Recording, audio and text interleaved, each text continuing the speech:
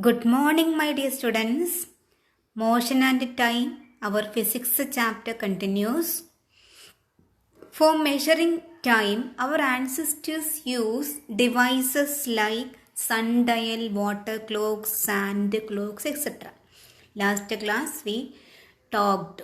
Okay, sundial, water clock, sand clock, etc. are some devices they used.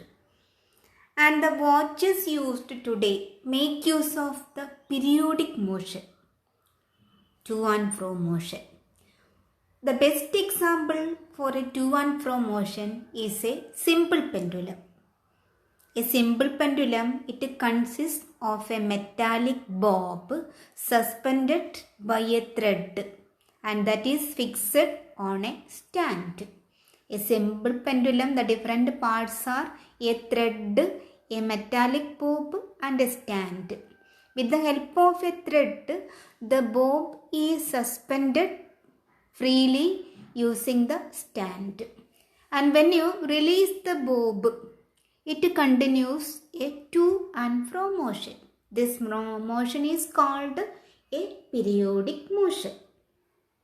Okay, so see the picture. Simple pendulum, it is fixed on a stand using a thread and it exhibits a to and fro motion. Okay, then using this representation we can calculate time period of the motion. Time period means it is equal to total time taken. Okay, it can be calculated. Time taken by the pendulum to complete one oscillation is time period. The time taken by the pendulum to complete one oscillation. We have a time period equal to total time taken divided by number of oscillations. How much time does it use? And what is the number of oscillation it made? We'll get the time period of a simple pendulum. Time period equal to total time divided by number of oscillations. We have some problems also worked here. A simple pendulum takes 32 seconds to complete 20 oscillations. What is the time period? Write the equation. Time period equal to total time divided by number of oscillations. Time is 32 seconds and number of oscillations 20. So 32 by 20 will get 1.6 second. Time period equal to 1.6 second. Okay. Another example also gave a firefly flaps its wings 90 times in 30 seconds. What is the time period? Again remember the equation. Time period equal to total time divided by number of oscillations. What is the time used?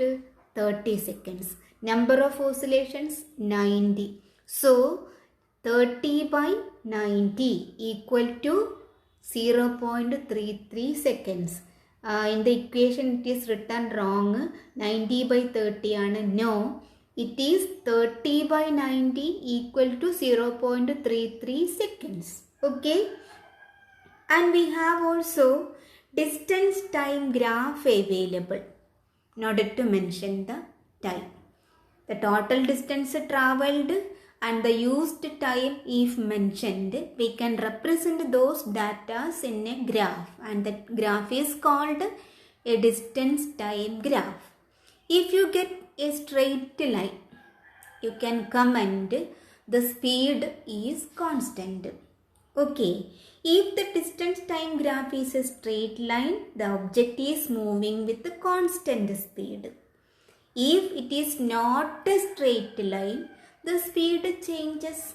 Okay, from the distance time graph, we can have the comment about the speed. Is it a constant or not? If the graph is a straight line, the speed remains constant. If the speed continues changing, instead of a straight line, we will get some other pictorial forms in the graph. Okay. See the problem gave here. Distance 7150 km, speed 780 km per hour. Calculate the time. So equation time equal to distance divided by speed. Substituting the values, we will get the answer. Another problem did distance traveled is 495 km. Time used 4 hours 30 minutes. What is the speed? Speed equal to distance divided by time, that is equal to 495 km divided by the time 4 hours 30 minutes. Okay, means 0.5 hour. So we'll get the answer. Okay, speed equal to distance by time means 495 km divided by 4.5 hour. Okay, so by simplifying the speed will be available. Another equation also gave.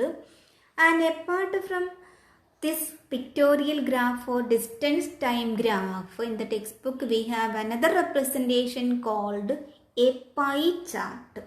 Pie chart means in the textbook the pie chart given is representing the percentages of the gases in the air. Nitrogen it is 78, 21% oxygen, carbon dioxide and the remaining gases are also present. 1%, 0.03% carbon dioxide and some other gases also. So 78 plus 21 plus remaining gases will get 100%. This representation is called a pie chart. And see the different structures given. Instead of a straight line, it is a curved line. So sure, the speed changes. Okay, the distance time graph for the motion of an object moving with the constant speed is always a straight line. This is with the constant speed, and here it is not with the constant speed. Speed changes. Okay, again find the speed when distance is 142 km and time 2 hours. Distance 142, time 2 hours.